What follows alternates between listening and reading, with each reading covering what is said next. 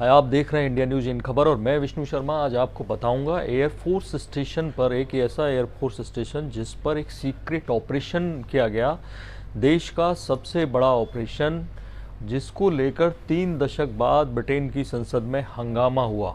और वो हुआ था भारत के एयरफोर्स स्टेशन पर। एक कौन सा एयरफोर्स स्टेशन था? वो एयर बेस है सरसावा का। सरसावा सहारनपुर से करीब 12 किलोमीटर दूर है और इधर यमुनानगर जो हरियाणा का है उससे 17 किलोमीटर दूर है। यहाँ पर वो ऑपरेशन हुआ 1984 में। अब 1984 वो साल है जिसे ऑपरेशन ब्लू स्टार के लिए जाना जाता है, इंदिरा गांधी की हत्या के लिए जाना जाता है। तो वो ऑपरेशन इतना सीक्रेट था, वो सीधे प्राइम मिनिस्टर के अंडर था और वो ऑपरेशन ब्लू स्टार से जुड़ा हुआ था। जी हाँ, ऑपरेशन ब्लू स्टार, जिसके जरिए स्वर्ण मंदिर से जनरल भिंडरावाले और उनके लोगों को बाहर निकालने की या स्वर्ण मंदिर को उनसे मुक्त करने की प्लानिंग की गई थी। लेकिन उससे पहले वो ऑपरेशन जो मैंने बताया, ऑपरेशन सनडाउन नाम था उसका, वो ऑपरेशन सनडाउन प्लान किया गया और उसके लिए चुना गया सरसावा एयरबेस, सहारनपुर के पास है।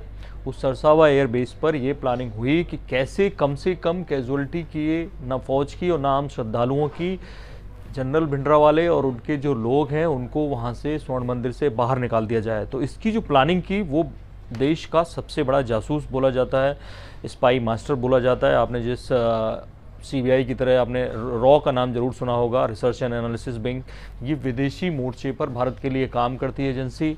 और कई फिल्मों में आपने रॉ का जिक्र देखा होगा, तो मैं उसके बारे में ज़्यादा नहीं बताऊंगा, लेकिन मैं आपको ये बताऊंगा कि रॉ की जो स्थापना की थी 1968 में, वो इसी स्पाई मास्टर ने की थी। नाम था रामेश्वर नाथ काव, RN काव के नाम से जाने जाते हैं। बहुत डैशिंग स्मार्ट बंदे थे और कहा जाता है कि सार्वजनिक मौक़ों पर उनकी केवल 2 तस्वीरें खींची जब तक वो सेवा में रहे।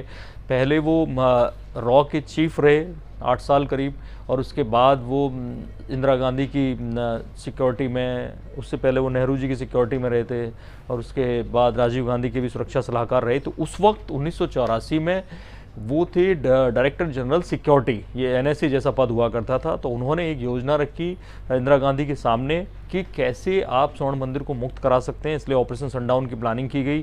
स्वर्ण मंदिर जैसा एक मॉडल बनाया गया सरसावा में, और वो फरवरी में ये काम शुरू हुआ और अप्रैल तक वहाँ पर ट्रेनिंग होती रही। ऐसे 200 कमांडोज को, बेस्ट कमांडोज को छाटा गया। ब्रिटेन से टाई अप करके 2 उस वक्त के Mi-4 हेलीकॉप्टर मंगाए गए, काफ़ी अत्याधुनिक हेलीकॉप्टर थे उस वक्त, और वो दोनों मंगाए गए और फिर वहाँ पे ट्रेनिंग शुरू की गई। जो वहाँ का गेस्ट हाउस था उसको स्वर्ण मंदिर की तरह रूप दिया गया, और जिस तरह से स्वर्ण मंदिर के अलग अलग एरियाज़ हैं वहाँ उस तरह के एरियाज़ बनाए गए।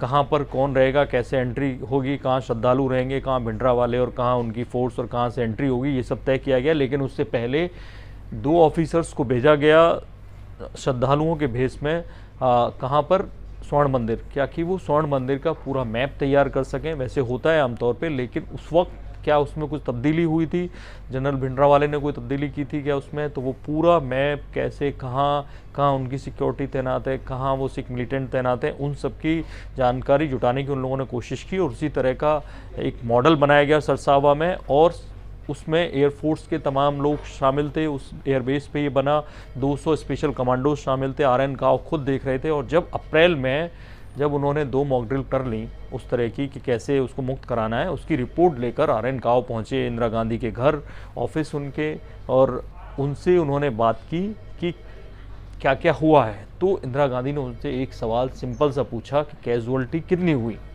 यानी कितने लोग मारे गए। तब उन्होंने जवाब दिया कि हमारे जितने कमांडोज थे उनके 20% कमांडोज मारे गए और दोनों हेलीकॉप्टर बर्बाद हो गए, यानी दोनों हेलीकॉप्टर उस मॉक ड्रिल में नष्ट हो गए।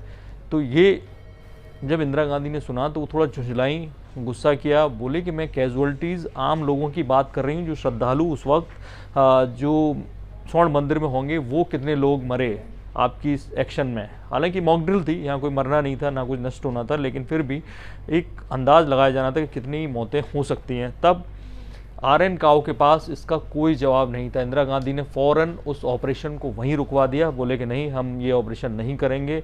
और जो कमांडोज थे उनको बता दिया गया कि ऑपरेशन नहीं होगा। उसके बाद 2 महीने बाद जून में इंदिरा गांधी ने तय किया कि ये ऑपरेशन ब्लू स्टार के नाम से आर्मी के नेतृत्व में किया जाएगा। आर्मी करेगी। आर्मी इसलिए कि आर्मी पर देश की जो जनता आसानी से सवाल नहीं उठा सकती थी। आर्मी की इज्जत भारत करता आया है, तो ऐसे में वो सवाल सरकार पे भी नहीं उठने थे। उठे वो अलग बात है, लेकिन आर्मी के जरिए उसमें 400-500 आम श्रद्धालु और शायद 83 सैनिक मारे गए थे उस ऑपरेशन ब्लू स्टार में। लेकिन मैं आपको बता दूं कि इस जो कमांडो इस जो ऑपरेशन सनडाउन में लगे थे, वही कमांडोज, मतलब उनमें से काफ़ी कमांडोज सीक्रेट रूप से ब्लू स्टार के ऑपरेशन में भी भेजे गए थे, ऐसा दावा किया जाता है। और फिर 3 दशक बाद ये बात पता चली, इंदिरा गांधी की मौत के बाद भी 3 दशक बाद, जब कुछ सीक्रेट डॉक्यूमेंट्स आउट हुए ब्रिटेन की संसद में, वहाँ कुछ लेटर मिले कि दोनों देशों के बीच कैसे MI4 हेलीकॉप्टर्स को लेकर और ट्रेनिंग मॉड्यूल को लेकर बातचीत हुई थी। उस दौरान कोई समझौता हुआ था और तब जाके ऑपरेशन सनडाउन बाहर आया। और ये थी कहानी ऑपरेशन सनडाउन की, एक एयरफोर्स के बेस पर हुए एक ऐसे ऑपरेशन की जो भारत का सबसे सीक्रेट ऑपरेशन माना जाता है और जो RN काओ ने अंजाम दिया। मैं RN काओ के बारे में बता दूं, ना केवल उन्होंने रॉ की स्थापना की, बल्कि जो 1971 में बांग्लादेश को अलग किया गया था, उस वक्त मुक्ति वाहिनी को ट्रेनिंग देने का काम भी उन्होंने किया था। इस तरह की तमाम दिलचस्प खबरें देखने के लिए देखते रहिए इंडिया न्यूज़। सब्सक्राइब करें इन खबर। थैंक यू, नमस्कार।